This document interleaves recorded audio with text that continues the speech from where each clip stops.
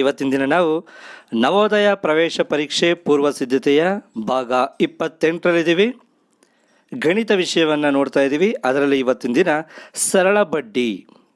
ಸರಳ ಬಡ್ಡಿಯನ್ನು ಯಾವ ರೀತಿ ಕಂಡುಹಿಡಿಯೋದು, ಅದಕ್ಕೆ ಸಂಬಂಧಪಟ್ಟಂಥ ಲೆಕ್ಕಗಳು ಯಾವ ರೀತಿ ಇರ್ತವೆ ಅಂತ ತಿಳ್ಕೊತಾ ಹೋಗೋಣ.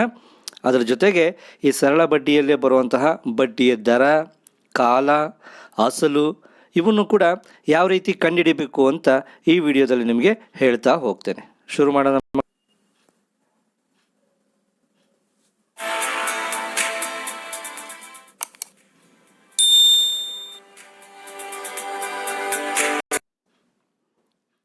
ಸರಿ ಮಕ್ಕಳ, ಈಗ ಸರಳ ಬಡ್ಡಿಯಲ್ಲಿ ಕೆಲವು ಸೂತ್ರಗಳಿರ್ತವೆ. ಈ ಸೂತ್ರಗಳನ್ನ ನೀವು ನೋಡಿಕೊಂಡಾಗ ಮುಂದಿನ ಲೆಕ್ಕಗಳನ್ನ ಮಾಡೋದಕ್ಕೆ ತುಂಬ ಸುಲಭ ಆಗ್ತಾ ಹೋಗುತ್ತೆ. ಮೊದಲು ನಾನು ನಿಮಗೆ ಇವು ಏನೇನು ಅಂತ ಬಿಡಿಸಿ ಹೇಳ್ತಾ ಹೋಗ್ತೇನೆ. ಮೊದಲನೇದಾಗಿ ಇಲ್ಲಿ ಸರಳ ಬಡ್ಡಿ ಅಂತ ಇದೆ. ಸರಳ ಬಡ್ಡಿ SI ಅಂತ ಬರೆದಿದ್ದೀನಿ ಮುಂದಗಡೆ, ಅದು ಶಾರ್ಟ್ ಫಾರ್ಮು. ಓಕೆ, SI ಅಂದರೆ ಏನು? ಸರಳ ಬಡ್ಡಿ, ಸಿಂಪಲ್ ಇಂಟ್ರೆಸ್ಟ್ ಅಂತ ಕರಿತೀವಿ, SI. ಅದನ್ನು ಇಲ್ಲಿ ಬರೆದಿದ್ದೀನಿ ನೋಡಿ, SI ಅಂತ. ಆನಂತರ ಇಲ್ಲಿ ಅಸಲು ಅಂತ ಕರಿತಾ ಇದ್ದೀವಿ. ಅಸಲನ್ನ P, ಪ್ರಿನ್ಸಿಪಲ್ ಅಂತ ಅಂತೀವಿ. ಕಾಲ T, ಟೈಮ್ ಅಂತ ಕರಿತೀವಿ. ಬಡ್ಡಿಯ ದರ, ರೇಟ್ ಆಫ್ ಇಂಟ್ರೆಸ್ಟ್ R ಅಂತ ಕರಿತೀವಿ. ಕೊನೆಯದು ಮೊತ್ತ. ಈ ಮೊತ್ತವನ್ನು ಕಂಡುಹಿಡಿಯೋದು ಹೇಗೆ ಅನ್ನೋದನ್ನ ಮುಂದಕ್ಕೆ ಹೇಳ್ತಾ ಹೋಗ್ತೀನಿ, ಅದಕ್ಕೆ ಯಾವ ರೀತಿ ಸೂತ್ರ ಅಂತ. ಬಟ್ ಈಗ ಈ 4ಕ್ಕೆ ಸಂಬಂಧಪಟ್ಟಂತೆ ಮೊದಲನೇದಾಗಿ ಸರಳ ಬಡ್ಡಿಯನ್ನು ಕಂಡುಹಿಡಿಬೇಕು ಅಂತ ಅಂದರೆ, ಸಿಂಪಲ್ ಇಂಟ್ರೆಸ್ಟನ್ನು ಕಂಡುಹಿಡಿಬೇಕಂದ್ರೆ ಏನು ಮಾಡಬೇಕು?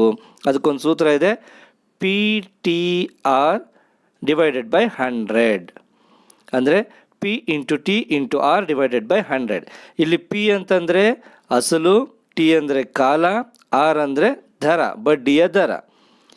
ಕೆಳಗಡೆಗೆ 100 ಹಾಕಿ ಭಾಗಾಕಾರ ಮಾಡಿದಾಗ ನಮಗೆ ಸರಳ ಬಡ್ಡಿ ಸಿಗುತ್ತೆ ಅಂತ. ಈ ಸೂತ್ರವನ್ನು ನೀವು ನೆನಪಲ್ಲಿ ಇಟ್ಕೊಬೇಕು. ಅದೇ ರೀತಿ ನಮಗೆ ಬರೀ ಅಸಲನ್ನು ಕಂಡುಹಿಡಿಯಿರಿ ಅಂತ ಏನಾದರೂ ಕೊಟ್ಟರೆ, ಬರೀ P ಅಸಲನ್ನು ಕಂಡುಹಿಡಿಯಿರಿ ಅಂತ ಕೊಟ್ಟರೆ ಆವಾಗ ಯಾವ ರೀತಿ ಸೂತ್ರ ನೋಡಿ, ಮೇಲ್ಗಡೆ ಇಲ್ಲಿ ಕೆಳಗಡೆ ಇರುವಂಥ 100 ಮೇಲಕ್ಕೆ ಹೋಗುತ್ತೆ. 100 ಇಂಟು SI ಅಂದರೆ ಸರಳ ಬಡ್ಡಿ, ಸಿಂಪಲ್ ಇಂಟ್ರೆಸ್ಟ್.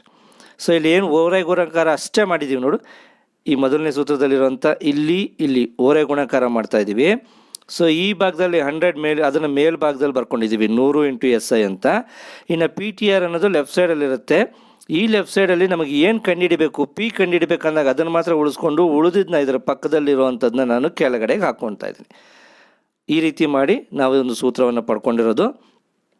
ಇಲ್ಲಿ T ಅಂದರೆ ಟೈಮ್, R ಅಂದರೆ ದರ, ಬಡ್ಡಿಯ ದರ. ನಿಮಗೆ ಈ ಇಂಗ್ಲೀಷ್ನ ಚಿಕ್ಕ ಚಿಕ್ಕ ಯೂನಿಟ್ಗಳನ್ನ ನೀವು ಪರಿಚಯ ಮಾಡ್ಕೊಬೇಕು. T ಅಂದರೆ ಟೈಮ್ ಅಂತ ತಲೆಗೆ ಬಂದ್ಬಿಡಬೇಕು. SI ಅಂತಿದ್ದಂಗೆ ನಿಮಗೆ ಸಿಂಪಲ್ ಇಂಟ್ರೆಸ್ಟ್ ಅಂತ ಬರಬೇಕು. R ಅಂತಿದ್ದಂಗೆ ರೇಟ್ ಆಫ್ ಇಂಟ್ರೆಸ್ಟ್, ಬಡ್ಡಿಯ ದರ ಅನ್ನೋದನ್ನ ನಿಮ್ಮ ತಲೆಗೆ ಬರ್ತಾ ಇರಬೇಕು. ಈ ಸೂತ್ರ ನಿಮ್ಗೆ ಅರ್ಥ ಆಯ್ತಾ? P = 100 into SI divided by T into R. ಅದೇ ರೀತಿ T ಕಂಡುಹಿಡಿಯಿರಿ. T ಅಂದರೆ ಏನು? T ಅಂದರೆ ಕಾಲ ನೋಡಿ. ಕಾಲವನ್ನು ಕಂಡುಹಿಡಿಯಿರಿ ಅಂತ ಬಂದಾಗ ಸೇಮ್ ಅದೇ ಸೂತ್ರನೇ, ಮೇಲ್ಗಡೆ 100 ಇಂಟು SI ಸರಳ ಬಡ್ಡಿ, ಕೆಳಗಡೆಗೆ ಇಲ್ಲಿ T ಕಂಡುಹಿಡಿತಾ ಇದ್ವಿ ನೋಡಿ. ಲಾಸ್ಟ್ ಟೈಮಲ್ಲಿ T ಇತ್ತು ಈ ಜಾಗದಲ್ಲಿ, ಆ ಜಾಗದಲ್ಲಿ P ಬಂದಿದೆ ಅಷ್ಟೇ. ಏನು ಕಂಡುಹಿಡಿಬೇಕು ಅದನ್ನು ಇಲ್ಲಿ ಬರ್ಕೊಳ್ಳಿ, ಉಳಿದಿದ್ದನ್ನು ಕೆಳಗಡೆ ಬರೀರಿ. Okay, P into R. ಅದೇ ರೀತಿ ದರವನ್ನು ಕಂಡುಹಿಡಿಯಿರಿ ಅಂತ ನಾನು ಕೊಟ್ಟಾಗ ಅದೇ ಸೂತ್ರ, ಮೇಲುಗಡೆ 100 ಇಂಟು SI ಸರಳ ಬಡ್ಡಿ, ಕೆಳಗಡೆಗೆ P ಇಂಟು T ಟೈಮ್. ಇಲ್ಲಿ ನಮಗೆ P ಅಂದರೆ ಅಸಲು, T ಅಂದರೆ ಕಾಲ, R ದರವನ್ನು ಕಂಡುಹಿಡಿಬೇಕು. ತುಂಬ ಸಿಂಪಲ್ ಆಗಿರುವಂತಹ ಸೂತ್ರಗಳು ಇರ್ತವೆ ಮಕ್ಕಳ. ಒಂದು ಸತಿ ಕರೆಕ್ಟಾಗಿ ನೋಡ್ಕೊಳ್ಳಿ, ಈ ಸೂತ್ರವನ್ನು ಮನನ ಮಾಡ್ಕೊಂಬಿಡಿ. ಆವಾಗ ಸರಳ ಬಡ್ಡಿಗೆ ಸಂಬಂಧಪಟ್ಟಂತೆ ಒಂದಂತೂ ಗ್ಯಾರಂಟಿ ಲೆಕ್ಕ ಇದ್ದೇ ಇರುತ್ತೆ. ಅದನ್ನು ನೀವು ಮನನ ಮಾಡಿಕೊಂಡ್ರೆ ಅವರು ಬಡ್ಡಿನಾದರೂ ಕೇಳಿ, ಅಸಲನ್ನ ಕೇಳಿ, ಕಾಲವನ್ನಾದರೂ ಕೇಳಿ, ಅಥವಾ ಬಡ್ಡಿಯ ದರವನ್ನಾದರೂ ಕೇಳಿ, ಸುಲಭವಾಗಿ ನೀವು ಲೆಕ್ಕವನ್ನು ಮಾಡೋದಕ್ಕೆ ಅನುಕೂಲ ಆಗುತ್ತೆ. ಇದು ಒಂದು ತಲೆಯಲ್ಲಿ ನಿಮಗೆ ಇದ್ದರೆ ಮುಂದಕ್ಕೆ ಲೆಕ್ಕವನ್ನು ಮಾಡ್ತಾ ಹೋಗೋಣ. ಸರಿನಾ ಮಕ್ಕಳ? ಮೊದಲನೇದು ಲೆಕ್ಕ ಇದೆ. ಏನು ಲೆಕ್ಕ ಕೊಟ್ಟಿದ್ದಾರೆ ಇಲ್ಲಿ? 6% ಸಾಲಿಯಾನ ವರ್ಷಕ್ಕೆ. ಸಾಲಿಯಾನ ಅಂದರೆ ಒಂದು ತಿಳ್ಕೊಳ್ಳಿ, 1 ವರ್ಷಕ್ಕೆ ಅಂತ. ಸಾಲಿಯಾನ ಮೀನ್ಸ್ 1 ವರ್ಷಕ್ಕೆ. 6% ಸಾಲಿಯಾನ ವರ್ಷಕ್ಕೆ ರು 1100ಕ್ಕೆ 5 ವರ್ಷಗಳಿಗೆ ತಗುಲುವ ಸರಳ ಬಡ್ಡಿ ಎಷ್ಟು? ಇಲ್ಲಿ ಏನು ಕೇಳ್ತಾ ಇದ್ದಾರೆ, 5 ವರ್ಷಕ್ಕೆ ತಗುಲುವಂಥ ಸರಳ ಬಡ್ಡಿಯನ್ನು ಕೇಳ್ತಿದ್ದಾರೆ, ಸರಳ ಬಡ್ಡಿನ ಕೇಳ್ತಾ ಇದ್ದಾರೆ, ನೆನ್ಪಿಟ್ಕೊಳ್ಳಿ. ಫಸ್ಟು ನಮಗೆ ಏನೇನು ಗೊತ್ತಿದೆ ಅನ್ನೋದನ್ನು ನಾವು ಬರ್ಕೊಂಡು ಇಲ್ಲಿ ಲೆಕ್ಕ ಅರ್ಥ ಮಾಡ್ಕೊಳ್ಳಿ. 6% ಸಾಲಿಯಾನ, ಶೇಕಡ ಅಂತ ಬರ್ತಾ ಇದೆ ಅಂದಿದ ತಕ್ಷಣ ನಿಮಗೆ ತಲೆಗೆ ಬರಬೇಕದು ರೇಟ್ ಆಫ್ ಇಂಟ್ರೆಸ್ಟ್, ಅಂದರೆ ಬಡ್ಡಿಯ ದರ. ಓಕೆ, ಸೊ ಆಮೇಲೆ Rs. ಸೊ ಇದು ಅಸಲಾಗುತ್ತೆ, 5 ವರ್ಷಗಳಿಗೆ ಇದು ಕಾಲ ಆಗುತ್ತೆ. ಒಂದು ಲೆಕ್ಕ ಮಾಡ್ತಿದ್ದಂಗೆ ಈಗ ನಿಮಗೇನೆ ತಲೆಗೆ ಬರ್ತಾ ಹೋಗುತ್ತೆ. ತೋರಿಸ್ತೀನಿ ನೋಡಿ, ಇಲ್ಲಿ ಕೊಟ್ಟಿರುವಂಥ ಲೆಕ್ಕದಲ್ಲಿ ನಮಗೇನೇನು ಗೊತ್ತಾಯ್ತು. ಈಗ ಫಸ್ಟು ಏನೇನು ಲೆಕ್ಕದಲ್ಲಿ ಕೊಟ್ಟಿದ್ದಾರೆ ಅದನ್ನು ನಾವು ಮೊದಲು ಕ್ಲಿಯರ್ ಮಾಡ್ಕೊಳ್ಳೋಣ. ಸೊ ಅಸಲು ಕೊಟ್ಟಿದ್ದಾರ ಎಷ್ಟು? 1100 ಅಸಲು ಅಂತ ನಾವು ನೋಡಿದ್ವಿ. ಓಕೆ, ಬಡ್ಡಿಯ ದರ, ಬಡ್ಡಿ ದರ ಎಷ್ಟು ಅಂತ ಹೇಳಿದ್ರು ಅವರೇ? 6% ಅಂತಿದ್ದಂಗೆ ಬಡ್ಡಿಯ ದರ 6%, ಶೇಕಡದಲ್ಲೇ ಇರುತ್ತದೆ ಯಾವಾಗಲೂ. ಯಾಕಂದರೆ ಅದು ವರ್ಷಕ್ಕೆ ಕೊಟ್ಟಿರುವಂತಹ ಬಡ್ಡಿ. ಒಂದು ವರ್ಷಕ್ಕೆ ಎಷ್ಟು ಪರ್ಸೆಂಟೇಜಲ್ಲಿ ನಾವು ತೊಗೊತಾ ಇದ್ದೀವಿ ಅನ್ನೋದಕ್ಕೆ 6%. ಸೊ ಕಾಲ, ಟೈಮ್ ಎಷ್ಟು? 5 ವರ್ಷಗಳಿಗೆ. ಸೊ 5 ವರ್ಷಕ್ಕೆ ಟೈಮು. ಏನು ಕಂಡುಹಿಡಿಬೇಕು? ಸರಳ ಬಡ್ಡಿಯನ್ನು ಕಂಡುಹಿಡಿಬೇಕು.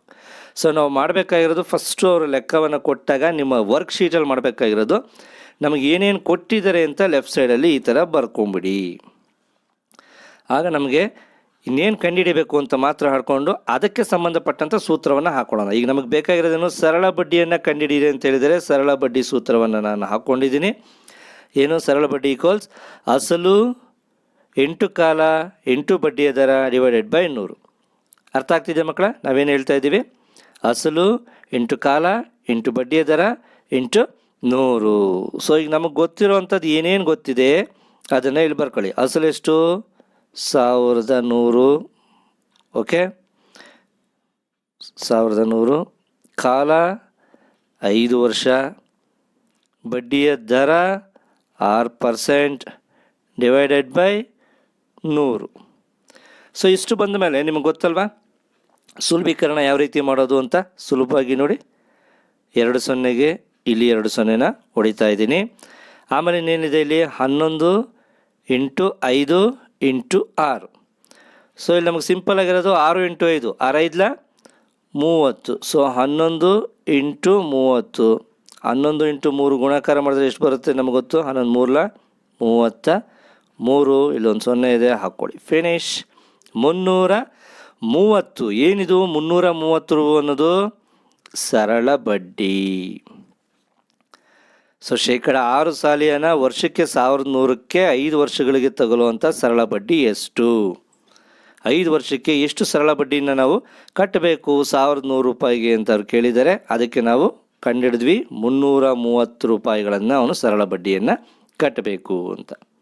ಓಕೆ, ಸೊ ಸರಳ ಬಡ್ಡಿ ಅಂದರೆ 1 ವರ್ಷಕ್ಕೆ ಆಗುವಂತಹ, ಅವರು ಎಷ್ಟು ಟೈಮ್ ಕೊಟ್ಟಿರ್ತಾರೋ ಅದು. ನಾವು ತಗೊಳ್ಳೋದು ಶೇಕಡ ಇಷ್ಟು ಪರ್ಸೆಂಟ್ಗೆ ಅಂತ ತೊಗೊತೀವಿ. 1 ವರ್ಷಕ್ಕೆ ಎಷ್ಟಾಗುತ್ತೆ ಅಂತ ಕಂಡುಹಿಡಿದ್ರೆ ಆಮೇಲೆ 5 ವರ್ಷಕ್ಕೆ 10 ವರ್ಷಕ್ಕೆ ನಾವು ಬಡ್ಡಿಯನ್ನು ಕಟ್ಟಬೇಕು. ಬಡ್ಡಿ ಅಂದರೆ ಈಗ ನಾವು ಒಬ್ಬರ ಹತ್ರ ಸಾಲ ತೊಗೊಂಡಿದ್ದೀವಿ ಅಂದರೆ ಅವರು ಅಸಲನ್ನು ಕೊಡ್ತಾರೆ ನಮಗೆ. 5000 ರೂಪಾಯಿ ಅಸಲನ್ನು ಕೊಟ್ಟರು ಅಂದರೆ ಆ ಅಸಲಿಗೆ ಅವರು ಬಡ್ಡಿಯನ್ನು ಸೇರಿಸಿ ನಮಗೆ ಕೊಡಬೇಕು ವಾಪಸ್ಸು ಅಂತ ಹೇಳಿರ್ತಾರೆ. ಅದು ಪುಕ್ಕಟ್ಟೆ ಕೊಡೋದಿಲ್ಲ ಅಲ್ವಾ ಯಾರನ್ನು. ಸೊ ಅದಕ್ಕೆ ಅವ್ರಿಗೆ ಒಂದು ಇಂಟ್ರೆಸ್ಟ್ ಫಿಕ್ಸ್ ಮಾಡ್ತಾರೆ ಅವರೇನೆ. ಬಡ್ಡಿ ಏನು ರೇಟಲ್ಲಿ ಕೊಡ್ಬೇಕು ನೀನು? 100ಕ್ಕೆ 5% ಅಂತಂದರೆ 100ಕ್ಕೆ 5 ರೂಪಾಯಿ ಹಂಗೆ ಕೊಡ್ಬೇಕು ನನಗೆ ಅಂತ ಲೆಕ್ಕ. ಅರ್ಥ ಆಗ್ತಿದೆ ಮಕ್ಕಳ? ಸೊ ಆ ರೀತಿ ನಾವು ತಗೊಂಡು ಲೆಕ್ಕವನ್ನು ಮಾಡಿದಾಗ ನಮಗೆ ಬರುವಂಥದ್ದು. ಈಗ ಮುಂದಕ್ಕೆ ಇನ್ನೂ ಕೆಲವು ಲೆಕ್ಕಗಳಿದೆ, ಆ ಲೆಕ್ಕವನ್ನು ಮಾಡ್ತಾ ಹೋಗ್ತಾನೆ. ಇದು ನಿಮ್ಗೆ ಅರ್ಥ ಆಗಿದೆ ಅಂತ ಭಾವಿಸ್ತೀನಿ. ಸರಿನಾ ಮಕ್ಕಳ? ಮುಂದಕ್ಕೆ ಹೋಗೋಣ. ನೆಕ್ಸ್ಟ್ 2ನೇ ಲೆಕ್ಕ. 11% ಸಾಲಿಯಾನ ಯಾವ ಮೊಬಲಗು 10 ವರ್ಷಗಳಲ್ಲಿ Rs. 770 ಬಡ್ಡಿ ಗಳಿಸುವುದು? ಸೊ ಇಲ್ಲಿ ಲೆಕ್ಕವನ್ನು 1-2-3 ಬಾರಿ ಓದ್ಕೊಳ್ಳಿ. ಸುಲಭವಾಗಿ ಇರೋವಂಥ ಲೆಕ್ಕಗಳೇ ಇರ್ತವೆ. ಮೊದಲು ಲೆಕ್ಕವನ್ನು ಅರ್ಥ ಮಾಡ್ಕೊಂಬಿಟ್ರೆ ನಾವು ಸುಲಭವಾಗಿ ಲೆಕ್ಕವನ್ನು ಮಾಡೋದಕ್ಕೆ ಈಸಿ ಆಗುತ್ತೆ. ನಮಗೆ ಏನು ಕೊಟ್ಟಿದ್ದಾರೆ? 11% ಸಾಲಿಯಾನ. ಸಾಲಿಯಾನ ಮೀನ್ಸ್ ವರ್ಷಕ್ಕೆ 11% ಅಂತಿದ್ದಂಗೆ ಬಡ್ಡಿ ದರ ನಮಗೆ ಗೊತ್ತಾಗಬೇಕು, 11%. ಓಕೆನಾ? 10 ವರ್ಷಗಳಲ್ಲಿ ಅಂತ ಕೊಟ್ಟಿದ್ದಾರೆ. 10 ವರ್ಷ ಅಂದರೆ ಟೈಮು 10 ವರ್ಷ. ಓಕೆ, ಯಾವ ಮೊಬಲಗು? ಮೊಬಲಗು ಮೀನ್ಸ್ ಅಸಲು. ಯಾವ ಅಸಲು, ಸೊ ಅಸಲನ್ನೇ ನಾವು ಕಂಡುಹಿಡಿಬೇಕಾಗಿದೆ. ಸರಳ ಬಡ್ಡಿ ಎಷ್ಟನ್ನು ಕೊಟ್ಟಿದ್ದಾರೆ ನಮಗೆ ಅವರು? 770 ರೂಪಾಯಿ ಬಡ್ಡಿ ಗಳಿಸುತ್ತೆ ಅಂತ ಕೊಟ್ಟಿದ್ದಾರೆ. ಅಂದರೆ ಬಡ್ಡಿ 770 ರೂಪಾಯಿ ಅಂತ ಅವರೇ ಕೊಟ್ಬಿಟ್ಟಿದ್ದಾರೆ. ಸೊ ನಮಗೆ ಈಗ ಇಷ್ಟು ಅಂಶಗಳು ಸಿಕ್ಕಿದ್ವು. ಓಕೆ, ಸೊ ಏನೇನು ಸಿಕ್ಕಿದ್ದು? ಬಡ್ಡಿಯ ದರ ಸಿಕ್ಕಿದೆ, ಕಾಲ ಸಿಕ್ಕಿದೆ, ಸರಳ ಬಡ್ಡಿ ಸಿಕ್ಕಿದೆ. ಸೊ ನಾವೀಗ ಅಸಲನ್ನು ಕಂಡುಹಿಡಿಬೇಕು.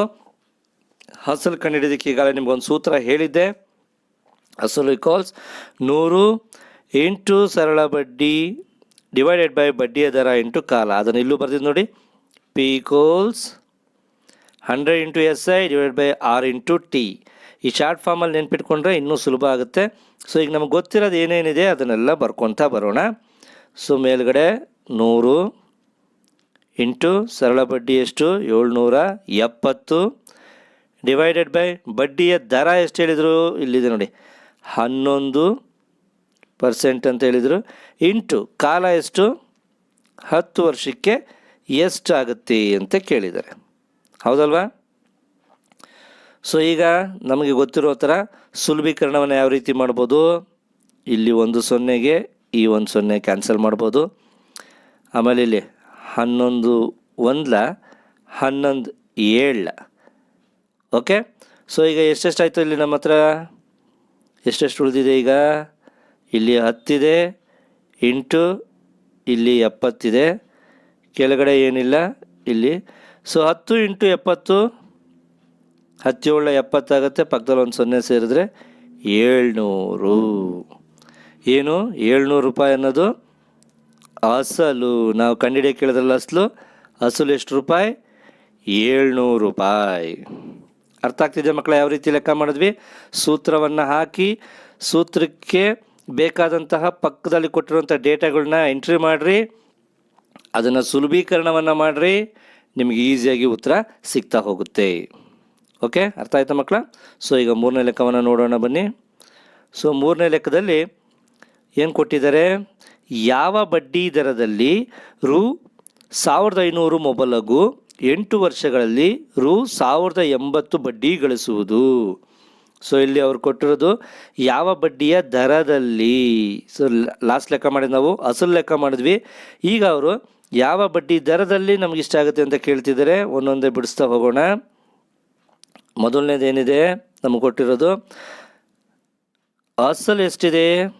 1500 ಮೊಬಲಗು, 1500 ರೂಪಾಯಿ ಅಸಲು. 8 ವರ್ಷಗಳಲ್ಲಿ, ಟೈಮು 8 ವರ್ಷ. ಸೊ ಬಡ್ಡಿಯ ದರವನ್ನು ನಾವೀಗ ಕಂಡುಹಿಡಿಬೇಕಾಗಿರೋದು.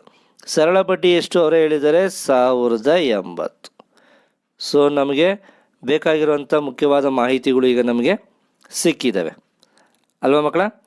ಸೊ ಈಗ ನಮ್ಗೆ ಕೊಟ್ಟಿರೋದನ್ನೆಲ್ಲ ನಾವೇನು ಮಾಡೋಣ? ಸೂತ್ರಕ್ಕೆ ಹಾಕುವಂತ ಹೋಗೋಣ. ಸೂತ್ರ ಎಲ್ಲಿದೆ? ಬಡ್ಡಿ ದರ ಕಂಡುಹಿಡಿಯೋದಕ್ಕೆ 100 ಇಂಟು ಸರಳ ಬಡ್ಡಿ ಡಿವೈಡೆಡ್ ಬೈ ಅಸಲು ಇಂಟು ಕಾಲ. ಅದನ್ನು ಇಲ್ಲಿ ಶಾರ್ಟ್ ಫಾರ್ಮಲ್ಲೂ ಬರೆದಿದ್ದೀನಿ. ನಮ್ಗೆ ಏನೇನು ಗೊತ್ತಿದೆ ಅದನ್ನು ಬರ್ಕೊತ ಹೋಗೋಣ. 100 ಇದೆ, ಬರ್ಕೊಂಡಿದ್ದೀನಿ. ಇಂಟು ಸರಳ ಬಡ್ಡಿ ಎಷ್ಟು ಅಂತ ಹೇಳಿದ್ರು? 1080 ರೂಪಾಯಿ ಅಂತ ಹೇಳಿದ್ರು. ಡಿವೈಡೆಡ್ ಬೈ ಅಸಲು ಎಷ್ಟು ಅಂತ ಕೊಟ್ಟಿದ್ದಾರೆ ನಮಗೆ? 1500 ಕೊಟ್ಟಿದ್ದಾರೆ. ಇಂಟು ಕಾಲ ಎಷ್ಟು? 8 ವರ್ಷಗಳಿಗೆ ಅಂತಿದೆ, 8. ಸೊ ಇಷ್ಟನ್ನು ನಮ್ಗೆ ಗೊತ್ತಿರುವಂಥ ಮಾಹಿತಿನ ಬರ್ಕೊಂಡಿದ್ದೀವಿ. ಆಮೇಲೆ ಏನು ಮಾಡ್ಬೇಕು ನಾವು? ಸುಲಭೀಕರಣ. ಈ 2 0ಗೆ ಈ 2 0ನ ಹೊಡೆದೆ ಅಲ್ವಾ? ಕಾಣಿಸ್ತಾ ಇದೆ ಮಕ್ಕಳು ಎಷ್ಟು ಈಸಿಯಾಗಿದೆ ಅಂತ? ನೆಕ್ಸ್ಟ್ ಏನು ಮಾಡೋಣ? ಇಲ್ಲಿ 0 ಇದೆ ಅಂದಮೇಲೆ 8ರಿಂದ ಭಾಗ ಆಗುತ್ತೆ. 8 1 8, 8 1 8, 2 ಉಳಿಯುತ್ತೆ ಅಂದರೆ 28 ಆಯಿತು. 8 3 24 ಅಂದರೆ ಇನ್ನೂ 4 ಉಳಿತು. ಪಕ್ಕದಲ್ಲಿ ಸೇರಿಸ್ಕೊಂಡು 40 ಆಯಿತು. 8 5 40. ಓಕೆನಾ? ಇಲ್ಲಿ 135 ಇದೆ ಮೇಲೆ. ಸೊ ಇಲ್ಲಿ ಕೆಳಗಡೆ ಎಷ್ಟಿದೆ? ಇನ್ನು 15 ಇದೆ ಇಲ್ಲಿ. ಸೊ 15ರಲ್ಲಿ ಭಾಗ ಆಗುತ್ತಾ? 15 1 15, 15 9 135. ಓಕೆನಾ? 15 9 135. ಈಗ ಇನ್ನೇನಿದೆ? ಸೊ ಇಲ್ಲಿ ಏನು ಉಳಿದಿಲ್ಲ, ಇದು ಕ್ಯಾನ್ಸಲ್. ಇಲ್ಲಿ 9 ಇದೆ, ಕೆಳಗಡೆ ಇಲ್ಲಿ 15 ಇದ್ದು ಇಲ್ಲೂ ಒಂದು. ಸೊ ಹಾಗಾಗಿ ನಮಗೆ ಬಂದಂಥದ್ದು 9. ಇದೇನು ಬಡ್ಡಿಯ ದರ ಶೇಕಡದಲ್ಲಿರುತ್ತೆ 9%. ಓಕೆ, ಬಡ್ಡಿಯ ದರ ಎಷ್ಟು 9% ಅಂತ ಕಂಡುಹಿಡಿದ್ವಿ. ನಮ್ಗೆ ಗೊತ್ತಿರುವಂಥ ಮಾಹಿತಿಗಳನ್ನ ಅಪ್ಲೈ ಮಾಡಿದ್ವಿ, ಸುಲಭೀಕರಣ ಮಾಡಿದ್ವಿ, ಭಾಗಾಕಾರ ಮಾಡಿದ್ವಿ, ನಮ್ಗೆ ಉತ್ತರ ಸಿಕ್ತು. ಅರ್ಥ ಆಯ್ತಾ ಮಕ್ಕಳ? ನೆಕ್ಸ್ಟ್ 4ನೇದು, ರು 1200ಕ್ಕೆ ಶೇಕಡ 10 ಸಾಲಿಯಾನ ಎಷ್ಟು ವರ್ಷಕ್ಕೆ ರು 840 ಬಡ್ಡಿ ಆಗುತ್ತದೆ? ಸೊ ಲೆಕ್ಕ ಹೋಗಿದ ತಕ್ಷಣ ಏನು ಅರ್ಥನೇ ಆಗಲ್ಲ ಅನಿಸುತ್ತೆ ಒಂದೊಂದ್ಸತಿ, ಏನಪ್ಪ ಇದು ಹಿಂಗೆ ಕೊಟ್ಬಿಟ್ಟಿದ್ದಾರೆ ಚಿಕ್ಕದಾಗಿ ಅಂತ.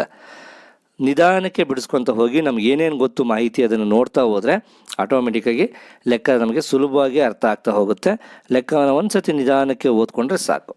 ಸೊ ನಮಗೇನೇನು ಕೊಟ್ಟಿದ್ದಾರೆ ಇಲ್ಲಿ, ಫಸ್ಟು ರು 1200ಕ್ಕೆ 1200 ಅನ್ನೋದು ಅಸಲು, 1200ಕ್ಕೆ ಶೇಕಡ 10 ಅಂದರೆ ದರ. ಓಕೆನಾ, 10% ದರ. ಓಕೆ, ಸರಿನಾ? ಎಷ್ಟು ವರ್ಷಕ್ಕೆ ಅಂತಂದರೆ ಟೈಮ್ ಎಷ್ಟು ವರ್ಷಕ್ಕೆ ಅಂತಲೇ ಅದನ್ನೇ ಕಂಡುಹಿಡಿಬೇಕಾಗಿದೆ. ರು 840 ಬಡ್ಡಿ ಆಗುತ್ತೆ. ಬಡ್ಡಿ ಅವರೇ ಕೊಟ್ಟಿದ್ದಾರೆ 840. ಓಕೆ, ನಮಗೇನೇನು ಕೊಟ್ಟಿದ್ದಾರೆ ಮಾಹಿತಿ ಅಂತ ಗೊತ್ತಾಯಿತು. ನಾವು ಕಂಡುಹಿಡಬೇಕಾಗಿರೋದು ಈಗ ಎಷ್ಟು ವರ್ಷಕ್ಕೆ ಅಂದರೆ ಕಾಲವನ್ನು ಕಂಡುಹಿಡಿಬೇಕು. ಸೊ ಕಾಲ ಟಿಯನ್ನು ಕಂಡುಹಿಡಿಯೋದಕ್ಕೆ ಇರುವಂಥ ಸೂತ್ರನ ಈಗಾಗಲೇ ನಾವು ನೋಡಿದ್ದೀವಿ, ನಮಗಿಲ್ಲಿ ಗೊತ್ತಿದೆ ಮಾಹಿತಿ ಪ್ರಕಾರ. ಸೊ ಕಾಲ ಈಕ್ವಲ್ಸ್ 100 ಇಂಟು ಸರಳ ಬಡ್ಡಿ ಡಿವೈಡೆಡ್ ಬೈ ಅಸಲು ಇಂಟು ಬಡ್ಡಿ ದರ. ಸೊ ಈಗ ನಮಗೆ ಗೊತ್ತಿರೋ ಮಾಹಿತಿನೆಲ್ಲ ಇಲ್ಲಿ ಬರ್ಕೊತ ಹೋಗೋಣ, ಇನ್ನೂ ಸುಲಭ ಆಗ್ತಾ ಹೋಗುತ್ತೆ ನಮಗೆ ಲೆಕ್ಕವನ್ನು ಮಾಡೋದಕ್ಕೆ. ಕಾಲವನ್ನು ಕಂಡುಹಿಡಿಯೋದಕ್ಕೆ ಕಾಲ ಈಕ್ವಲ್ಸ್ ಮೇಲುಗಡೆ 100 ಇಂಟು ಸರಳ ಬಡ್ಡಿ ಎಷ್ಟಿದೆ ಇಲ್ಲಿದೆ ನೋಡಿ 840 ಡಿವೈಡೆಡ್ ಬೈ ಅಸಲು ಎಷ್ಟು ಅಂತ ಕೊಟ್ಟಿದ್ದಾರೆ, ಇದು 1200 ಇಂಟು ಬಡ್ಡಿಯ ದರ ಎಷ್ಟು 10%. ಸರಿನಾ ಮಕ್ಕಳ? ನಮಗೇನೇನು ಮಾಹಿತಿ ಇದೆ ಎಲ್ಲ ಬರ್ಕೊಂಡಿದ್ದೀವಿ. ಈಗ ಮಾಮೂಲಿ ಹಳೆಯದು ಸುಲಭೀಕರಣವನ್ನು ಮಾಡೋದು ಯಾವ ರೀತಿ ಅಂತ ನಾವು ನೋಡಿದ್ದೀವಿ. ಈಗ ಸುಲಭೀಕರಣವನ್ನು ಮಾಡ್ತಾ ಹೋಗೋಣ. ಇಲ್ಲಿ 2 0ಗೆ ಇಲ್ಲಿ 2 0 ಕಾಟ್, ಇಲ್ಲಿ 1 0ಗೆ ಇಲ್ಲಿ 1 0 ಹೋಯ್ತು ಅಲ್ವಾ? ಈಗ ನೆಕ್ಸ್ಟ್ ಯಾವುದರಿಂದ ಮಾಡೋಣ, ಇಲ್ಲಿ ಉಳಿದಿರೋದು 12 ಮಗ್ಗಿ 12 1 12 12 7 84. ಸೊ ಮಗ್ಗಿನ ಚೆನ್ನಾಗಿ ಕಲ್ತ್ಕೊಳ್ಳಿ, 20 ತನಕ ಬಾಯಲ್ಲಿರಬೇಕು, ಅವಾಗ ತುಂಬ ತುಂಬ ತುಂಬ ಸುಲಭ ಆಗುತ್ತೆ. ಸೊ ಈಗ ಏನೇನೋ ಉಳಿದಿದ್ದೀರ ನೋಡ್ರಿ, ಇಲ್ಲ. ಸೊ ಇಲ್ಲಿ ಉಳಿದಿದ್ದು 7 ಅಂದರೆ ಏನು, 7 ಅನ್ನೋದು ಕಾಲ ಅಲ್ವಾ? ಸೊ ಹಂಗಾಗಿ 7 ವರ್ಷ. ಎಷ್ಟು ವರ್ಷ ಅಂತ ಕೇಳಿದರು, ನಮ್ಮ ಉತ್ತರ 7 ವರ್ಷ. ಎಷ್ಟು ವರ್ಷಕ್ಕೆ ಬಡ್ಡಿ 840 ಆಗುತ್ತೆ ಅಂದರೆ 7 ವರ್ಷಕ್ಕೆ ಬಡ್ಡಿ 840 ರೂಪಾಯಿ ಆಗುತ್ತೆ. 1200 ರೂಪಾಯಿ ಇರೋ ಅಸಲು 7 ವರ್ಷಕ್ಕೆ 10% ಹಂಗೆ 840 ರೂಪಾಯಿ ಆಗುತ್ತೆ ಅಂತ. ಅರ್ಥ ಆಯ್ತಾ ಮಕ್ಕಳ? ಯಾವ ರೀತಿ ಲೆಕ್ಕವನ್ನು ಮಾಡಿದ್ವಿ? ತುಂಬ ಸುಲಭ ಇದೆ. ಸೊ ಈ ಥರ ಲೆಕ್ಕ ಒಂದು ಕಂಪಲ್ಸರಿ ಕೊಟ್ಟೇ ಕೊಡ್ತಾರೆ. ಆದಷ್ಟು ನೀವು ಚೆನ್ನಾಗಿ ಕಲ್ತ್ಕೊಳ್ಳಿ, ಸುಲಭವಾಗಿ ಮಾಡ್ಬೋದು. ಸೊ ಈಗ 5ನೇ ಲೆಕ್ಕವನ್ನು ನೋಡೋಣ. ಒಂದು ಮೊಬಲಗು 10 ವರ್ಷಗಳಲ್ಲಿ 2 ಪಟ್ಟು ಆದರೆ ಬಡ್ಡಿಯ ದರ ಎಷ್ಟು? ಈ ಲೆಕ್ಕದಲ್ಲಿ ಏನು ಕಾಣಿಸ್ತಾನೆ ಇಲ್ಲ, ಸಂಖ್ಯೆಗಳು ಅಲ್ವಾ ಮಕ್ಕಳ? ಸೊ ಇಂಥ ಲೆಕ್ಕ ಬಂದಾಗ ಏನು ಮಾಡಬೇಕು, 1-2 ನಿಮಿಷ ಚೆನ್ನಾಗಿ ಓದ್ಕೊಳ್ಳಿ. ಒಂದು ಮೊಬಲಗು 10 ವರ್ಷಗಳಲ್ಲಿ 2 ಪಟ್ಟಾದರೆ ಬಡ್ಡಿಯ ದರ ಎಷ್ಟು? ನಮಗೇನೇನು ಗೊತ್ತು ಮಾಹಿತಿ ಫಸ್ಟ್ ನೋಡ್ಕೊಂಬಿಡೋಣ. ಸೊ ಮೊಬಲಗು ಅಂತ ಕೊಟ್ಟಿದ್ದಾನೆ, ಅಲ್ಲೇನು ಅಸಲು ಕೊಟ್ಟವರ ಖಾಲಿ ಇದೆ. ಸೊ 10 ವರ್ಷಗಳಲ್ಲಿ ಅದೊಂದೇ ಒಂದು ಟೈಮ್ ಒಂದು ಗೊತ್ತಾಯ್ತಪ್ಪ, 10 ವರ್ಷ 2 ಪಟ್ಟಾದರೆ ಬಡ್ಡಿ ದರ ಎಷ್ಟು? ಬಡ್ಡಿಯ ದರವನ್ನು ಕಂಡುಹಿಡಿಬೇಕಾಗಿದೆ. ಸೊ ಇದನ್ನು ಕಂಡುಹಿಡಿಬೇಕಾದ್ರೆ ಫಸ್ಟು ನಮಗೇನಿರಬೇಕು, ಸೊ ಒಂದು ಮೊಬಲಗು ಅಂತ ಕೊಟ್ಬಿಟ್ಟವ್ರೆ. ಸೊ ಒಂದು ಮೊಬಲಗು ಅಂತದಂಗೆ ನಾವೇನು ಮಾಡ್ಬೋದು, ನಮಗೆ ಗೊತ್ತಿರೋಂಗೆ ಸುಲಭವಾಗಿ 100 ರೂಪಾಯಿ ಅಂತ ಅಂದ್ಕೊಳ್ಳೋಣ ಅಂದಾಜು. ಓಕೆನಾ? ನಮ್ಮ ಹತ್ರ 100 ರೂಪಾಯಿ ಇದೆ ಅಂತ ಅಂದ್ಕೊಳ್ಳೋಣ.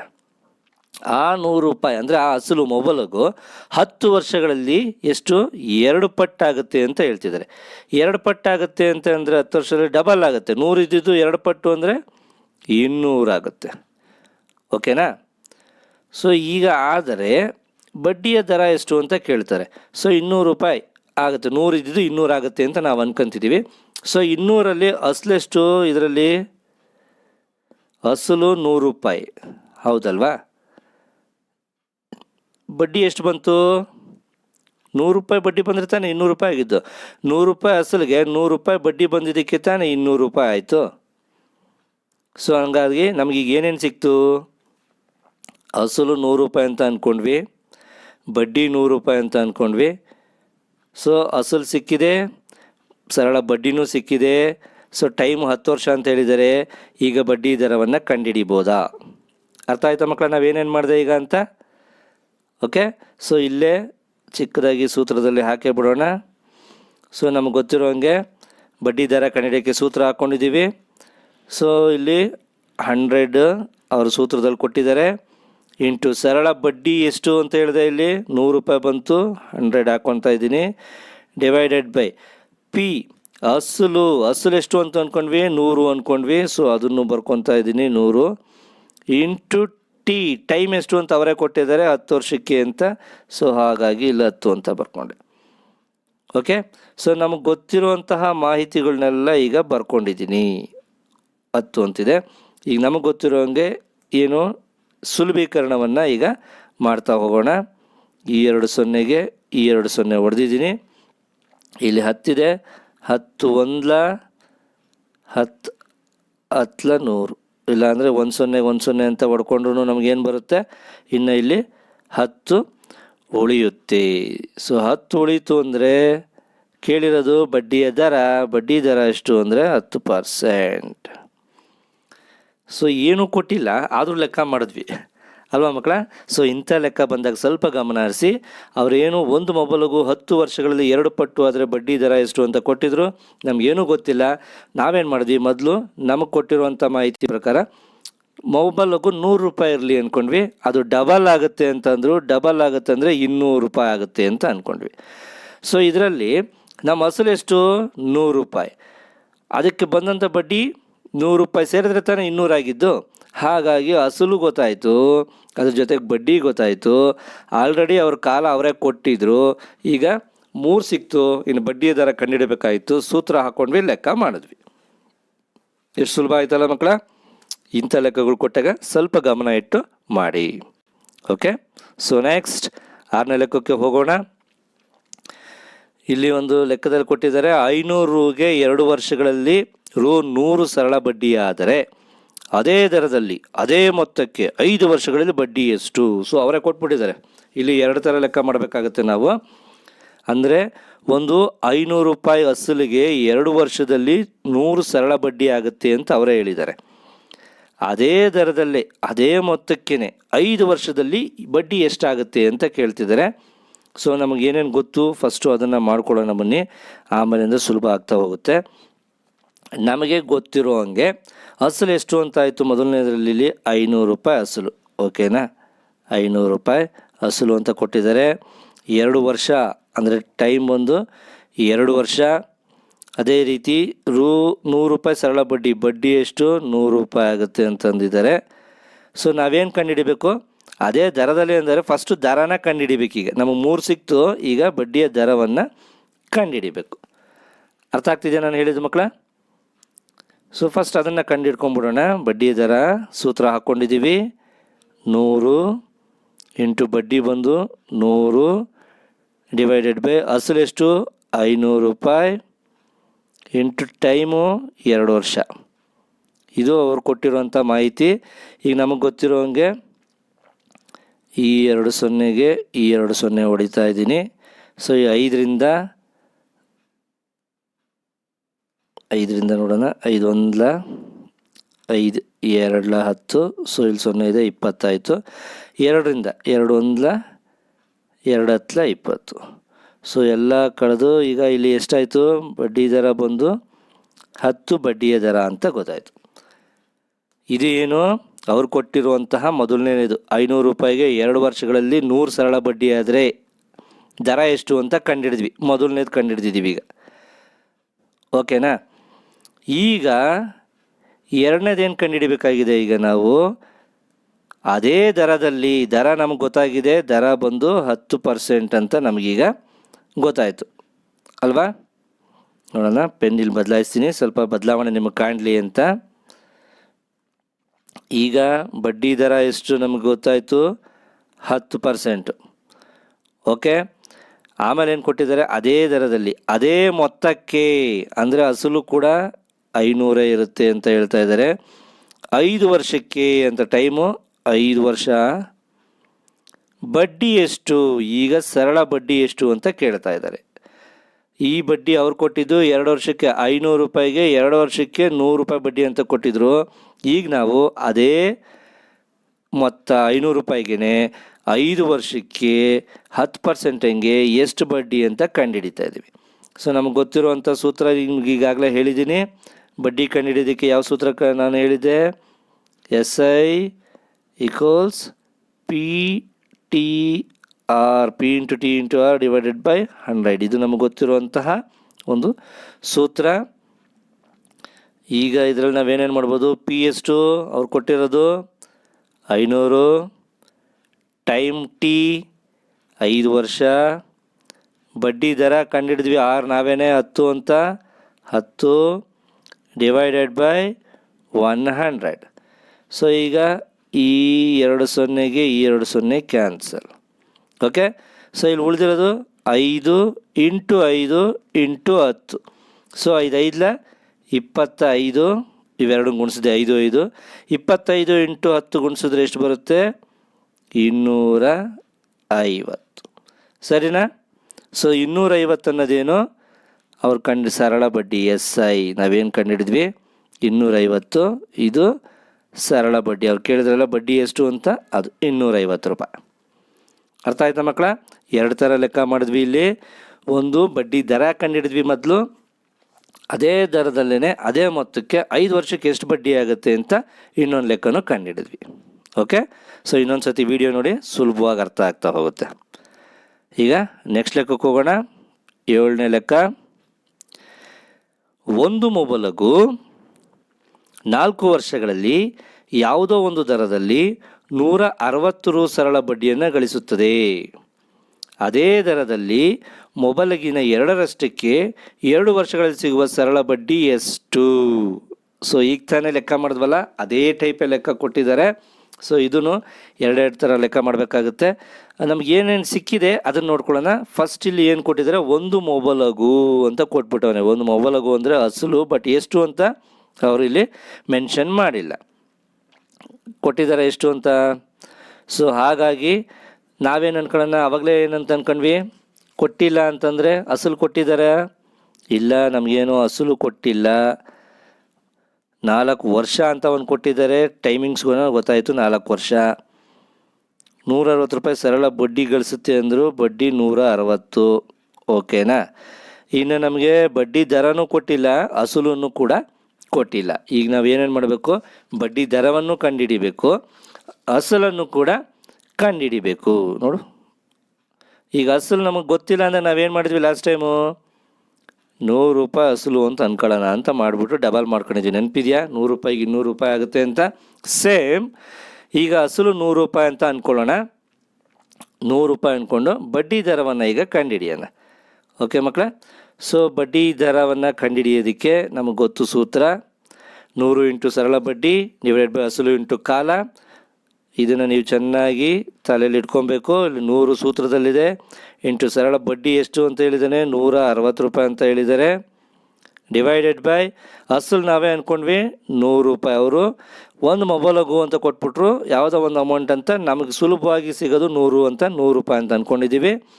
ಕಾಲ, ಟೈಮ್ ನಮಗೆ ಗೊತ್ತು, 4 ವರ್ಷಕ್ಕೆ ಎಷ್ಟಾಗುತ್ತೆ ಅಂತ ಕಂಡುಹಿಡೀರಿ ಅಂತ. ಸೊ ಹೌದಲ್ವಾ? ಸೊ ಈಗ ನಮಗೆ ಗೊತ್ತಿರೋ ಹಂಗೆ ಸುಲಭೀಕರಣವನ್ನು ಮಾಡ್ತಾಯಿದ್ದೀನಿ. 2 0ಗೆ 2 0 ಕ್ಯಾನ್ಸಲ್ ಮಾಡ್ತಾಯಿದ್ದೀನಿ. 4 1 4 4 16. ಸೊ ಇಲ್ಲಿರೋ 0 ಇಲ್ಲಿ ಹೋಗುತ್ತೆ. ಒಟ್ಟು ಎಷ್ಟು ಬಂತು? 40. ಏನಿದು? ಪರ್ಸೆಂಟ್, ಬಡ್ಡಿಯ ದರ 40%. ಇದು ಬಡ್ಡಿಯ ದರವನ್ನು ಕಂಡುಹಿಡಿದ್ವಿ. ಓಕೆನಾ? ಸೊ ಇದು ಮೊದಲನೇದಕ್ಕಾದರೆ, ಈಗ ಇವ್ರು ಕೇಳ್ತಾ ಇದ್ದಾರೆ ಪ್ರಶ್ನೆ ನೋಡಿ ಮೇಲೆ, ಅದೇ ದರದಲ್ಲಿ ಮೊಬೈಲಿಗಿನ 2ರಷ್ಟಕ್ಕೆ ಅಂದರೆ ಅಸಲಿನ 2ರಷ್ಟಕ್ಕೆ 2 ವರ್ಷದಲ್ಲಿ ಸಿಗುವಂಥ ಸರಳ ಬಡ್ಡಿ ಎಷ್ಟು ಅಂತ ಕೇಳ್ತಿದ್ದಾರೆ. ಈಗ ಮತ್ತೆ ನಮ್ಗೆ ಏನೇನು ಮಾಹಿತಿ ಗೊತ್ತು ಅದನ್ನು ಬರ್ಕೊಳ್ಳೋಣ. ಓಕೆ. ಸೊ ಮೊದಲು ನಾವೀಗ ದರ ಕಂಡುಹಿಡಿದ್ವಿ, ಈಗ ಅದೇ ದರದಲ್ಲಿ ಅಂತ ಹೇಳ್ತಿದ್ದಾರೆ. ಸೊ ದರ ನಮಗೆ ಗೊತ್ತಾಯಿತು, ಅದನ್ನು ಈಗ ಇಲ್ಲಿ ಫಸ್ಟು ಬರ್ಕೊತಾ ಇದ್ದೀನಿ. ಬಡ್ಡಿಯ ದರ ಬಂದು 40%. ಓಕೆನಾ. 2 ವರ್ಷಗಳಲ್ಲಿ ಅಂತ ಕೇಳ್ತಿದ್ದೇನೆ, ಕಾಲ ಬಂದು ಈಗ 2 ವರ್ಷ. ಅರ್ಥ ಆಗ್ತಿದೆ ಮಕ್ಕಳ, ನಾವೇನೇನು ಮಾಡ್ತಾಯಿದ್ದೀವಿ ಅಂತ.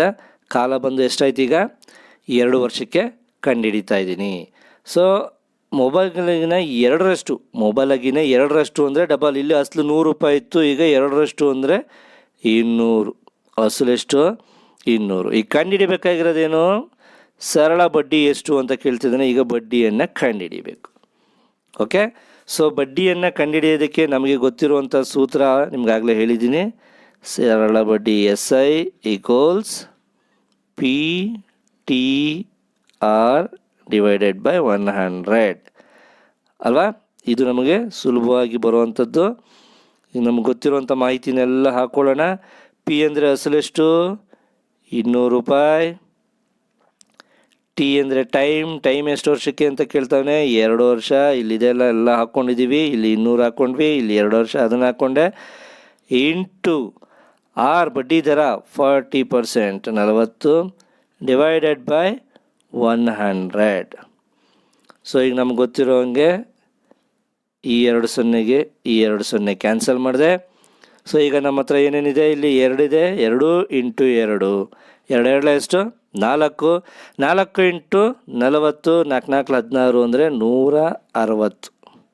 ಸೊ ಸರಳ ಬಡ್ಡಿ ಎಷ್ಟು ಬಂತು? 160 ರೂಪಾಯಿ. ಸೊ ಲೆಕ್ಕ ಅರ್ಥ ಆಯಿತು ಅಂತ ಅಂದ್ಕೊಂಡಿದ್ದೀನಿ.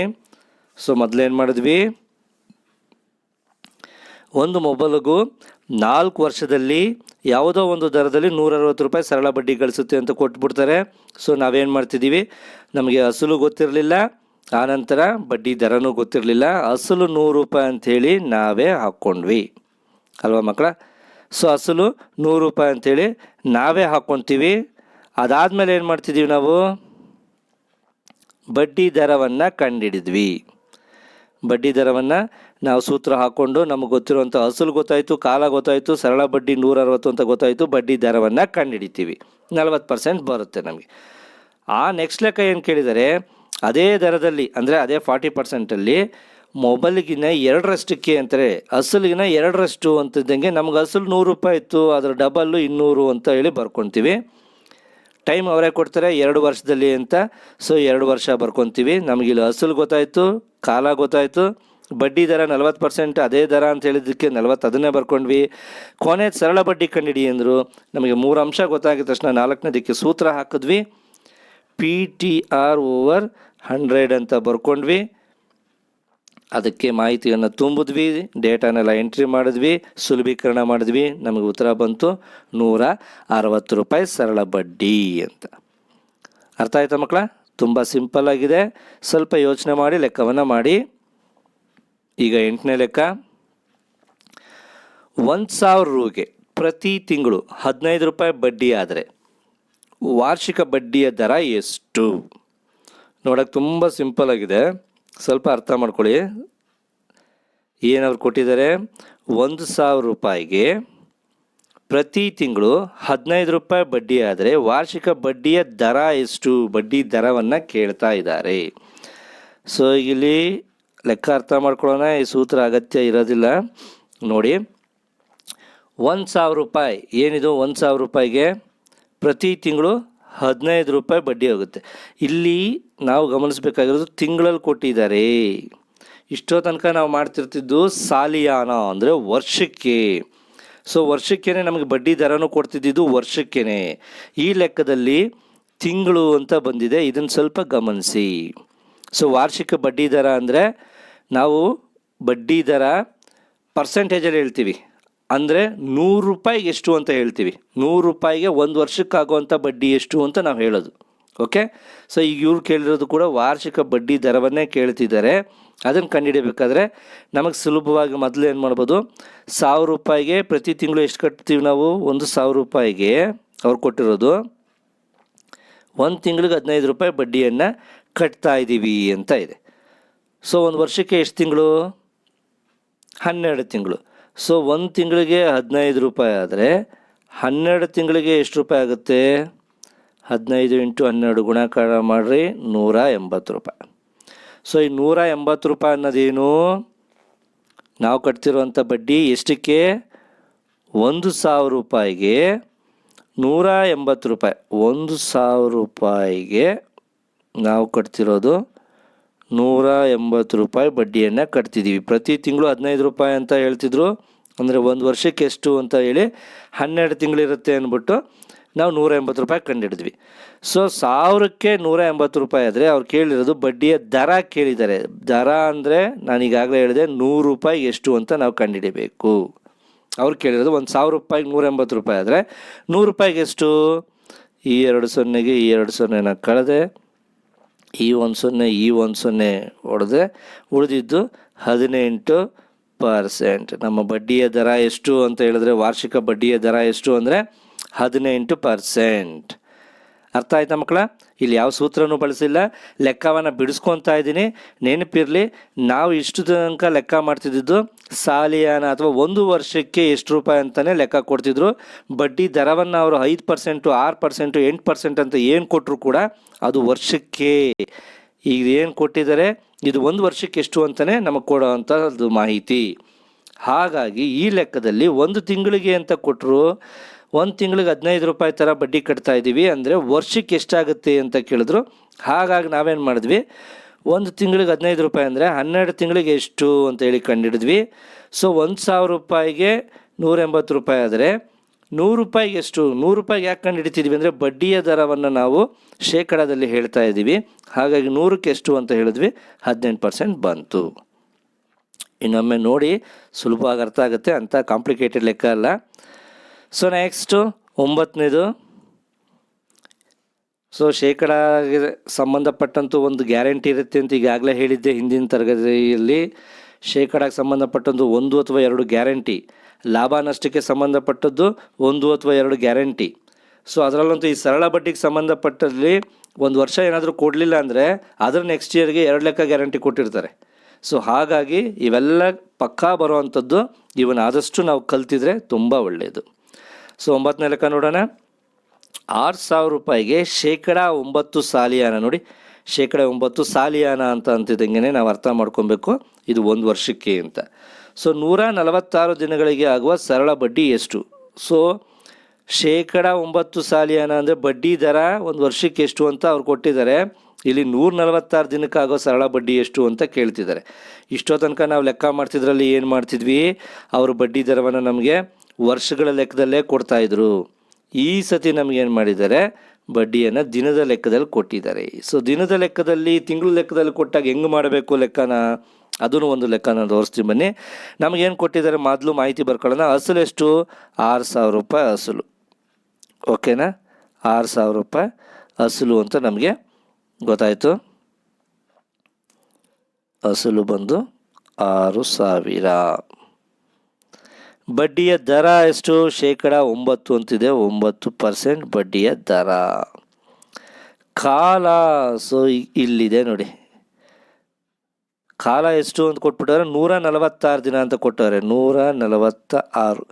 ಆದರೆ ನಮಗೆ ಕೊಟ್ಟಿರುವಂಥ ಈ ಬಡ್ಡಿ ದರ ಬಂದು ವರ್ಷಕ್ಕೆ ಕೊಟ್ಟಿದ್ದಾರೆ. ಹಾಗಾಗಿ ನಾವೇನು ಮಾಡಬೇಕು, ಡಿವೈಡೆಡ್ ಬೈ 365 ಮಾಡ್ಕೊಬೇಕು. ಯಾಕೆ 365 ಮಾಡ್ಕೊಬೇಕು ಅಂತಂದರೆ ಒಂದು ವರ್ಷಕ್ಕೆ 365 ದಿನ ಇರುತ್ತೆ. ಇಲ್ಲಿ ಕೂಡ ಇವರು ದಿನದಲ್ಲಿ ಕೊಟ್ಟಿರೋದ್ರಿಂದ ನಾವು ದಿನದಲ್ಲಿ ಬರ್ಕೊಂಡಿದ್ದೀವಿ. 365 ಡಿವೈಡೆಡ್ ಬೈ ಅಂತ ಬರ್ಕೊಂಡಿದ್ದೀವಿ. ಯಾಕೆ 365 ಇದನ್ನು ಬರ್ಕೊಂಡ್ವಿ ಅಂದರೆ ಬಡ್ಡಿ ದರ ಅವನು ಕೊಟ್ಟಿರೋದು ವರ್ಷಕ್ಕೆ ಅಂತಲೇ ಕೊಟ್ಟಿರ್ತಾನೆ. ಹಾಗಾಗಿ ಈ ದಿನವೂ ನಾವು ವರ್ಷಕ್ಕೆ ಬದಲಾಯಿಸ್ಕೊಬೇಕಾದ್ರೆ 146ಅನ್ನು 365ರಿಂದ ಭಾಗಿಸ್ಬೇಕು. ಆಗ ನಮಗೆ ಸರಿಯಾಗಿ ಈಕ್ವಲ್ ಸಿಗುತ್ತೆ. ಕಂಡುಹಿಡಿಬೇಕಾಗಿರೋದೇನು, ಸರಳ ಬಡ್ಡಿ ಎಷ್ಟು ಅಂತ ಕೇಳಿದರೆ ಬಡ್ಡಿನ ಈಗ ನಾವು ಕಂಡುಹಿಡಿಬೇಕು. ಓಕೆ, ಅರ್ಥ ಆಯ್ತಾ ಮಕ್ಕಳಾಗಿ ನಮಗೇನೇನು ಸಿಕ್ತು ಅಂತ? ಸೊ ಈಗ ಲೆಕ್ಕವನ್ನು ಮಾಡೋಣ. ಇಲ್ಲಿ ನೆನ್ಪಿಟ್ಕೊಳ್ಳಿ, ಕಾಲ ಹೆಂಗೆ ಬರ್ಕೊಂಡ್ವಿ, 146 ದಿನನ ಡಿವೈಡೆಡ್ ಬೈ 365 ಅಂತ ಬರ್ಕೊತಾ ಇದ್ದೀವಿ. ಸೊ ನೋಡೋಣ ಈಗ ಸರಳ ಬಡ್ಡಿನ ನಮಗೆ ಏನೇನು ಕೊಟ್ಟಿದ್ದಾರೆ ಅದನ್ನು ಈಗ ಬರ್ಕೊತಾ ಹೋಗ್ತೇನೆ. ಅಸಲು ಈಗ ಬರೆದಿದ್ವಿ 6,000 ರೂಪಾಯಿ ಅಸಲು ಇಂಟು ಇದು ಸೇಮ್ PTR ಡಿವೈಡೆಡ್ ಬೈ 100. ಕಾಲ ಎಷ್ಟಿದೆ? ಎಷ್ಟು ದಿನಕ್ಕೆ 146 ದಿನ. ಅದನ್ನು ಹೆಂಗೆ ಬರ್ಕೊಬೇಕು ಅಂತ ಹೇಳಿದೆ ನಾನು, 146 ಇಲ್ಲಿ ಡಿವೈಡೆಡ್ ಬೈ 365 ಇಲ್ಲಿ ಇಂಟು 100 ಸೂತ್ರದಲ್ಲಿರೋದು ಇರುತ್ತೆ, ಇಂಟು ಇಲ್ಲಿ ಬಡ್ಡಿಯ ದರ ಎಷ್ಟು, 9%, ಅದನ್ನು ಇಲ್ಲಿ ಬರ್ಕೊಂಡಿದ್ದೀನಿ 9. ಸೊ ನೋಡಿ ಯಾವ ರೀತಿ ಬರ್ಕೊಂಡಿದ್ದೀವಿ ಅಂತ, 6000 into 146 into 9 divided by 100 into 365. So 365 ಯಾಕೆ ಬರ್ಕೊಂಡ್ವಿ ಅಂದರೆ ಆ ದಿನ 146 ದಿನ ಇತ್ತಲ್ಲ, ಅದನ್ನು ನಾವೀಗ ವರ್ಷಕ್ಕೆ ಬದಲಾಯಿಸ್ತಾ ಇದ್ದೀವಿ. ಸೊ ಈಗ ಇದನ್ನು ಸುಲಭೀಕರಣವನ್ನು ನಾವು ಮಾಡಬೇಕು. ಸುಲಭೀಕರಣ ಮಾಡೋಣ. ಇಲ್ಲಿ 2 0ಗೆ ಇಲ್ಲಿ 2 0 ಕ್ಯಾನ್ಸಲ್ ಮಾಡಿದ್ವಿ, ಸರಿನಾ ಮಕ್ಕಳ? ಸೊ ಈಗ ನೆಕ್ಸ್ಟ್ ಏನು ಮಾಡೋಣ,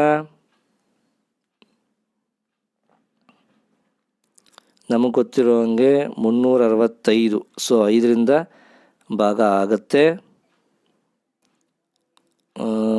5 12 5 60. ಸೊ 12. ಅದೇ 5ರಿಂದನೇ ಇಲ್ಲಿ ಭಾಗಾಕಾರ ಮಾಡೋಣ.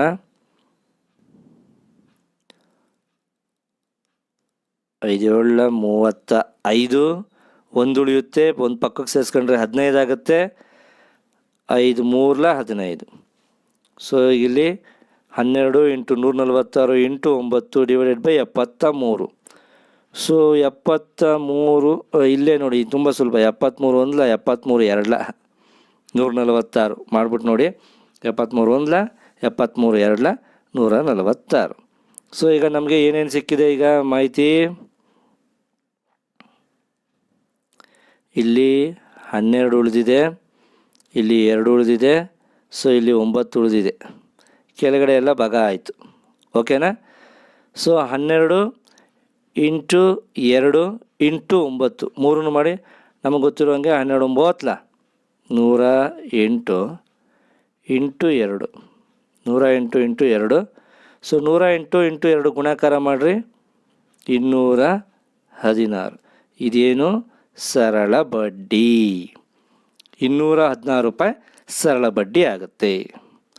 ಅದು ಏನು, ಈ ಲೆಕ್ಕದಲ್ಲಿರೋ ಡಿಫ್ರೆನ್ಸ್ ಒಂದೇ, ಮಾಮೂಲಿ ಸರಳ ಬಡ್ಡಿಯನ್ನು ಕಂಡುಹಿಡಿಯೋ ಲೆಕ್ಕನೇ, ಆದರೆ ಇದು ದಿನಗಳಲ್ಲಿ ಕೊಟ್ಟಿದ್ದರು, ವರ್ಷದಲ್ಲಿ ನಾವು ಲೆಕ್ಕ ಮಾಡಿದ್ವಿ ಇದುವರೆಗೂ. 1 ವರ್ಷಕ್ಕೆ 2 ವರ್ಷಕ್ಕೆ ಎಷ್ಟಾಗುತ್ತೆ ಅಂತ, ಇವರು ದಿನದಲ್ಲಿ ಕೊಟ್ಟಿದ್ರು 146 ದಿನಕ್ಕೆ ಎಷ್ಟು ಬಡ್ಡಿ ಆಗುತ್ತೆ ಅಂತ ಬಡ್ಡಿನ ನಾವು ಕಂಡುಹಿಡಿದ್ವಿ.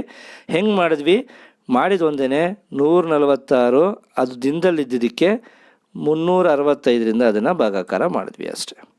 ಓಕೆ, ಅರ್ಥ ಆಯ್ತಾ ಮಕ್ಕಳ? ಸೊ ನೆಕ್ಸ್ಟ್ ಲೆಕ್ಕಕ್ಕೆ ಹೋಗೋಣ.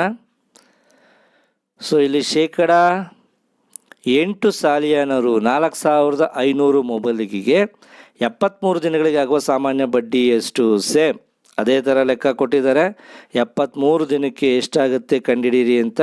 ಸೊ ಇದನ್ನು ನಾನು ನಿಮಗೆ ಹೋಮ್ ವರ್ಕ್ ಅಂತ ಕೊಡ್ತಾಯಿದ್ದೀನಿ. ಅಲ್ಲಿ 146 ದಿನಕ್ಕೆ ಎಷ್ಟಾಗುತ್ತೆ ಅಂತ ಕೇಳಿದ್ರು, ಇಲ್ಲಿ 73 ದಿನಕ್ಕೆ ಎಷ್ಟು ಅಂತ ಕೇಳ್ತಾರೆ. ಸೊ ಕಾಲ ಬರ್ಕೊಳ್ಳೋ ಟೈಮಲ್ಲಿ ನೀವೇನು ಮಾಡಬೇಕು, 73 ಡಿವೈಡೆಡ್ ಬೈ 365 ಅಂತ ಬರ್ಕೊಂಡ್ರೆ ಕಾಲ ಸಿಗುತ್ತೆ. ಮಾಮೂಲಿ ಸರಳ ಬಡ್ಡಿ ಸೂತ್ರ ಹಾಕ್ಕೊಂಡು ಲೆಕ್ಕ ಮಾಡಿ. ಓಕೆನಾ ಮಕ್ಕಳ? ಲೆಕ್ಕ ಮಾಡ್ತೀರಾ ಅಂದ್ಕೊಂಡಿದ್ದೀನಿ. ಸೊ 11ನೇ ಲೆಕ್ಕ, ಅಸಲು ರು 9000ಕ್ಕೆ 10% ಸಾಲಿಯಾನ 8 ತಿಂಗಳಿಗೆ, ಓಹೋ ಇಲ್ಲಿ ತಿಂಗಳಿಗಾಗೋಂಗೆ ಒಂದು ಲೆಕ್ಕವನ್ನು ಕೇಳಿದರೆ, 8 ತಿಂಗಳಿಗೆ ಎಷ್ಟಾಗುತ್ತೆ ಬಡ್ಡಿ ಕಂಡುಹಿಡಿದ್ವಿ. ವರ್ಷಕ್ಕೆ ಕಂಡುಹಿಡಿತಿದ್ವಿ, ದಿನಗಳಿಗೆ ಕಂಡುಹಿಡಿದ್ವಿ, ಈಗ ತಿಂಗಳಿಗೆ ಕಂಡುಹಿಡಿಯೋದು ಒಂದು ಲೆಕ್ಕ ನೋಡ್ಬಿಡೋಣ. ಸೊ ಅಸಲು 9000 ರೂಪಾಯಿ, 10% ಸಾಲಿಯಾನ ಬಡ್ಡಿ ದರ ಬಂದು 10. ಸೊ ಸರಳ ಬಡ್ಡಿ ಎಷ್ಟು ಕಂಡುಹಿಡಿಬೇಕು, ಕಾಲ 8 ತಿಂಗಳಿಗೆ ಅಂತ ಹೇಳಿದ್ದಾನೆ. ಸೊ 8 ತಿಂಗಳಿಗೆ ಅಂತ ಕೇಳೋದಂದರೆ ಒಂದು ವರ್ಷಕ್ಕೆ ಎಷ್ಟು, 12 ತಿಂಗಳು. ಸೊ ಹಾಗಾಗಿ ಡಿವೈಡೆಡ್ ಬೈ 12 ಮಾಡಬೇಕು. ಯಾಕೆ 12 ಮಾಡ್ತಿದ್ದೀವಿ ಅಂದರೆ ಒಂದು ವರ್ಷಕ್ಕೆ 12 ತಿಂಗಳಲ್ವಾ, 12ನಿಂದ 8ನ್ನು ಭಾಗ ಮಾಡಿದಾಗ ನಾವೇನಾಗುತ್ತೆ ವರ್ಷಕ್ಕೆ ತೊಗೊತೀವಿ. ಯಾಕಂದರೆ ಬಡ್ಡಿ ದರ ಏನಿರುತ್ತೆ ಇದು ವರ್ಷಕ್ಕೆ ಕೊಟ್ಟಿರ್ತಾರೆ, ಹಾಗಾಗಿ ನಾವು ಇದನ್ನು ವರ್ಷಕ್ಕೆ ಬದಲಾಯಿಸಬೇಕಾಗುತ್ತೆ. ಸೊ ಈ ಕೊಟ್ಟಿರೋ ಮಾಹಿತಿನೆಲ್ಲ ಸಿಂಪಲಾಗಿ ಬರ್ಕೊಳ್ಳೋಣ. ಸರಳ ಬಡ್ಡಿ ಸೂತ್ರವನ್ನು ಹಾಕ್ಕೊಂಡಿದ್ದೀವಿ ಈಗ. ಸೊ ಸೂತ್ರವನ್ನು ಹಾಕ್ಕೊಂಡು ಅಸಲೆಷ್ಟು 9000, ನಮಗೇನು ಮಾಹಿತಿ ಗೊತ್ತು ಬರ್ಕೊತಿದ್ದೀನಿ, ಇಂಟು ಕಾಲ ಎಷ್ಟು 8 ಡಿವೈಡೆಡ್ ಬೈ 12 ಇಂಟು ಬಡ್ಡಿ ದರ ಬಂದು 10% ಅಂತ ಹೇಳ್ದ. ಸೂತ್ರದಲ್ಲಿ ಇಂಟು 100 ಇದೆ, ಹಾಗಾಗಿ ಇಲ್ಲಿ ಹಾಗೆ 100 ಬರ್ಕೊಂಡೆ. ಅರ್ಥ ಆಯ್ತಾ ಮಕ್ಕಳ? ಏನೇನು ಬರ್ಕೊಂಡಿದ್ದೀವಿ, ಅದು ಏನು ಮಾಹಿತಿ ಕೊಟ್ಟಿದ್ರು ಅದನ್ನು ಮಾತ್ರ ಇಲ್ಲಿ ಬರ್ಕೊಂಡಿದ್ದೀನಿ. ಸೊ ಮುಂದಿನ ಲೆಕ್ಕ ನೋಡೋಣ. ಈಗ ನಮಗೆ ಗೊತ್ತಿರೋ ಮಾಹಿತಿ ಪ್ರಕಾರ ಇಲ್ಲಿ 2 ಈ 2 ಹೊಡಿತಾ ಇದ್ದೀನಿ. ಸುಲಭೀಕರಣವನ್ನು ನಾನೀಗ ಮಾಡ್ಕೊತಾ ಇದ್ದೀನಿ. ಸೊ ನೆಕ್ಸ್ಟು ಯಾವುದರಿಂದ ಡಿವೈಡ್ ಮಾಡೋಣ? ಈಸಿಯಾಗಿ ಹೋಗುವಂಥದ್ದು 2ರಿಂದ 3ರಿಂದನೂ ಭಾಗ ಆಗುತ್ತೆ.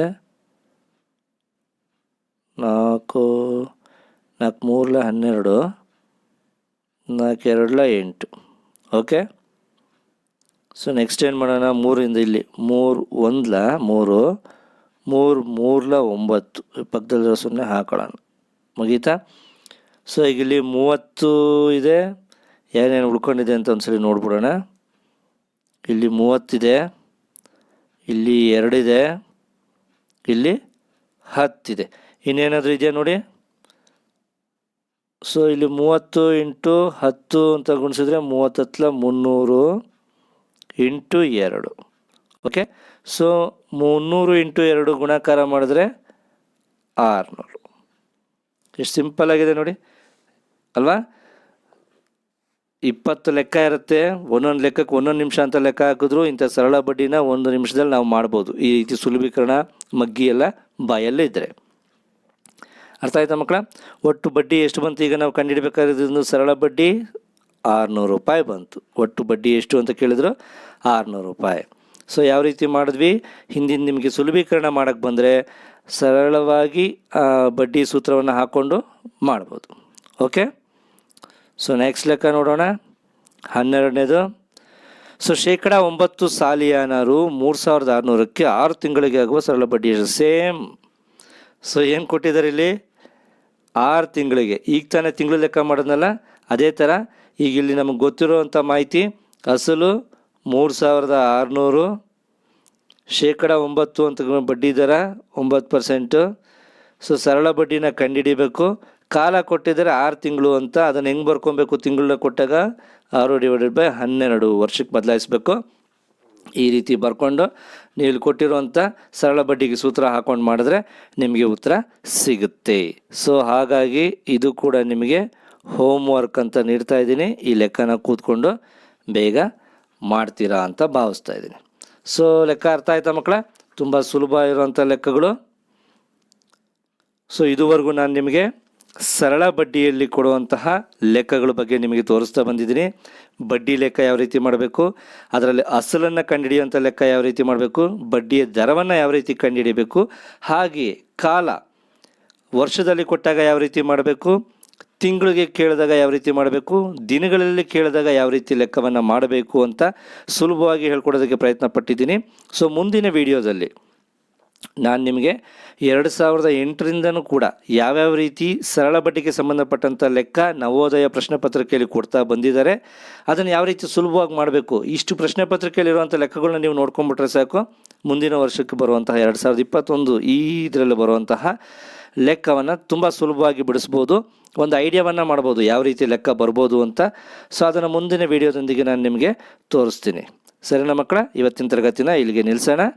ಎಲ್ರಿಗೂ ಬಾಯ್.